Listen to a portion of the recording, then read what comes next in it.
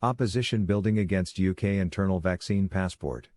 While a vaccine passport appears to be acceptable for international travel, such a requirement for internal activities is meeting with opposition.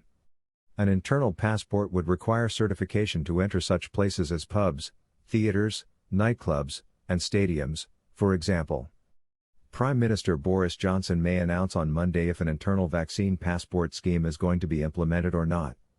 There is a cross-party rebellion underway, something which does not often happen in the UK, against this scheme, with over 70 members of Parliament MPs, including 41 members of the ruling Conservative Party, and peers signing a joint statement to take a stand opposing the COVID-19 UK internal vaccine passport.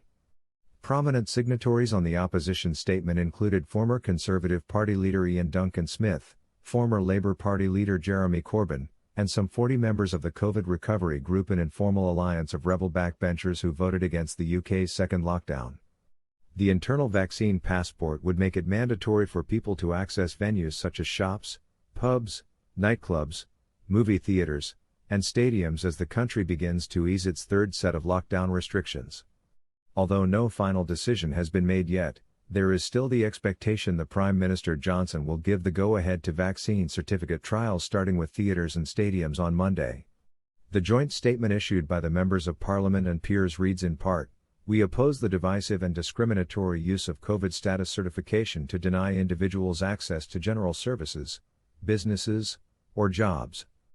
The declaration was published with the backing of civil liberties groups Liberty, Big Brother Watch, the Joint Council for the Welfare of Immigrants JCWI, and Privacy International. Some of those who have signed the statement are concerned over the potentially dangerous precedent they believe COVID-19 vaccine passports would set for civil rights. Leader of the Liberal Democrats, Ed Davey MP, said, "As we start to get this virus properly under control, we should start getting our freedoms back. Vaccine passports, essentially COVID ID cards, take us in the other direction. International travel is a luxury, but participating in your own community is a fundamental right. Internal COVID passports are an authoritarian step too far," said Baroness Shami Chakrabarti, a Labour Party peer and former director of Liberty. Others have expressed concern that COVID-19 vaccine passports could create a two-tier system by entrenching existing inequalities.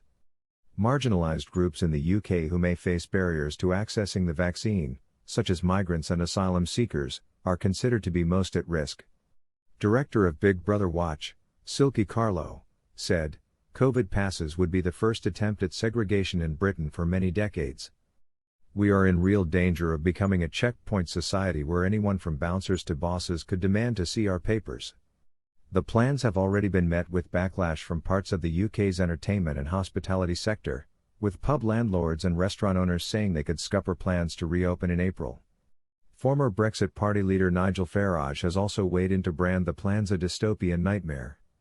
In a radio appearance last month, he demanded to know, "What happens if I go to the pub with my son but because he's only 30 has not yet been vaccinated? Do we have to show our dates of birth?" More than 31 million people in the UK have already received their first dose of COVID-19 vaccine. Under the government's current roadmap for exiting lockdown, pubs will be allowed to serve people outdoors from April 12 and cinemas and theaters will reopen their doors in mid-May, with all legal restrictions set to be lifted on June 21. Prime Minister Boris Johnson said he has instructed Senior Minister Michael Gove to review the possible ethical implications of such a passport scheme, the results of which are due to be published on Monday ahead of a final decision. #RebuildingTravel